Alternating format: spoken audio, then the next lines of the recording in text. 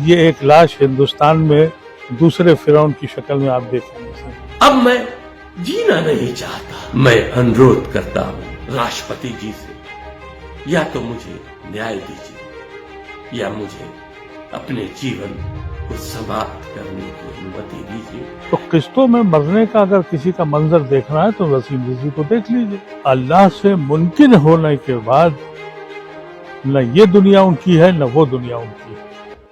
शैतान को का अंजाम तो हम लोग पढ़ते थे, लेकिन रिजवी ने दिखा दिया कि शैतान का अंजाम होना क्या है।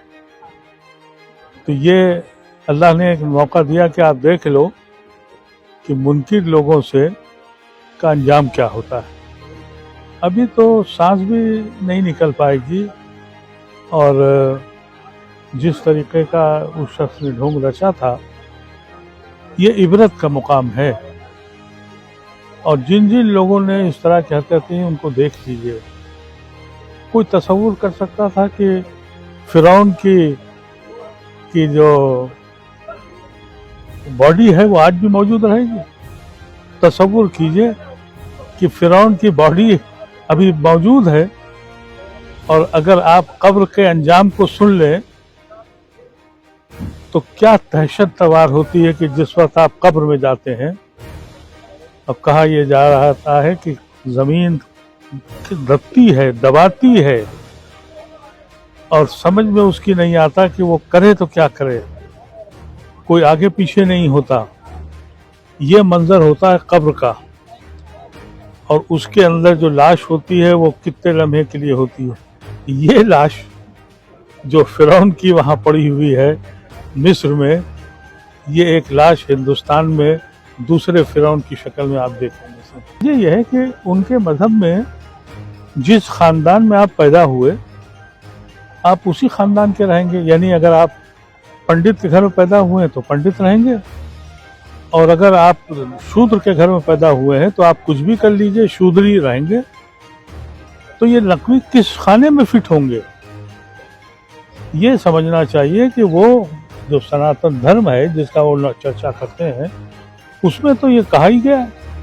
हो सकता है कि अगले जन्म में ये कुछ अपना कीड़े मकोड़े बन जाए और फिर कभी किसी वक्त में इनकी समझ में आए कि हो सकता है पंडित बन जाए, लेकिन अभी तो ये ऐसे ही रहेंगे। इनको कौन एक्सेप्ट करेगा? त्यागी जो हैं ये इनको इनके जिस सिस्टम में वो गए हैं, ये तो इस्लाम एक वाहिद मजहब है, क्रिश्चियनिटी में भी है, अहले किताब है वो। इस्लाम में ये बात बिल्कुल वाज़ेह है कि अगर आपने कलमा पढ़ लिया और वननेस ऑफ गॉड पे बिलीव किया और अपने सारे पैगंबरों को माना और अपने कुरान को माना, तो फिर आप सबसे बड़े जब हैं। अगर आपका तकवा बढ़ गया तो आप बादशाह से बड़े। कोई खाका ही नहीं है, मतलब एक जाहिराना हरकत, क्योंकि अपने को जेल जाने से बचाने के लिए इसने तरह तरह की हरकतें करी हैं। उससे ये तो हुआ कि अभी तक जेल नहीं गए, अगर नहीं होता तब तक जेल में होते।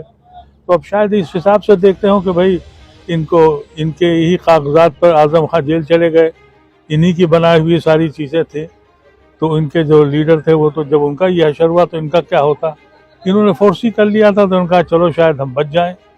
लेकिन अल्लाह से मुमकिन होने के बाद न ये दुनिया उनकी है न वो दुनिया उनकी है। और यही होगा कि ये आवाज़ लगाते रहेंगे और शायद इनको देखिए बड़ी तकलीफ होगी। अगर ऐसा भी है मृत्यु मांग रहे हैं, क्या वो आप समझते हैं कि जिंदा है? जिस्मानी तौर पे ज़रूर जिंदा होंगे, लेकिन अंदर उनकी क्या कैफियत होगी, न बीवी साथ, न बच्चे साथ, न ख़ानदान साथ, न वो लोग साथ जिन पे तकिया किया था। वो तो किस्तों में मर रहा है, वो तो लम्हों में मर रहा है। तो किस्तों में मरने का अगर किसी का मंजर देखना है तो वसीम रिजवी को देख लीजिए। आरएसएस उनको इस्तेमाल तो कर सकता है, लेकिन हिंदू मजहब अपने किस खाने में रखेगा? एक मसला यह है कि उस मजहब की पाबंदी है। वो अगर जा सकते हैं तो शूद्र में जा सकते हैं, तो शूद्र में जाएं, क्योंकि वो किसी ब्राह्मण घर में पैदा नहीं हुए, वो किसी ठाकुर के घर में पैदा नहीं हुए, वो किसी बनिए के घर में पैदा नहीं हुए, तो अपर कास्ट तो हो नहीं सकते। तो अगर लेना है और अगर यही कॉन्सेप्ट होता लेने का तो फिर हिंदुस्तान में आज हिंदू जो है 100% होता।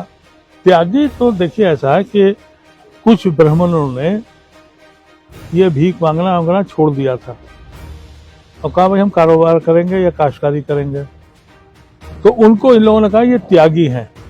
अब ब्राह्मण जो है वो त्यागी को ब्राह्मण नहीं मानता, लेकिन त्यागी ये कहता है कि मैं ब्राह्मण हूं, मैंने त्याग दिया।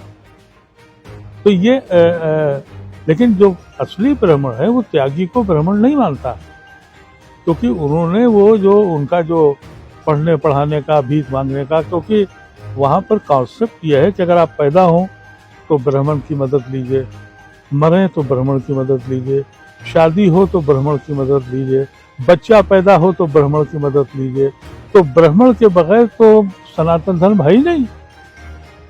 इसीलिए जब भागवत में एक बयान दे दिया कि हमारे यहाँ कुछ है नहीं, तो शंकराचार्य और सारे जितने वो थे नाराज हो गए, इसीलिए क्योंकि वो बिल्कुल ऐसी बात की जो सनातन धर्म से मिलती नहीं।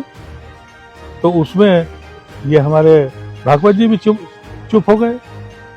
तो ये इनका जो तजुर्बा था ये बड़ा अफसोसनाक है। अल्लाह रहम करे और लोगों पर, इन पे रहम के लिए तो मैं दुआ करूंगा। कई लोग सिखाएंगे तो अल्लाह की मर्जी होगी तभी आ पाएंगे, लेकिन अल्लाह ऐसे लोगों के दिमागों को कहता है कि मैं दिमाग बदल देता हूँ। अल्लाह यही कहता है कि मैं जब चाहूंगा तो लाऊंगा।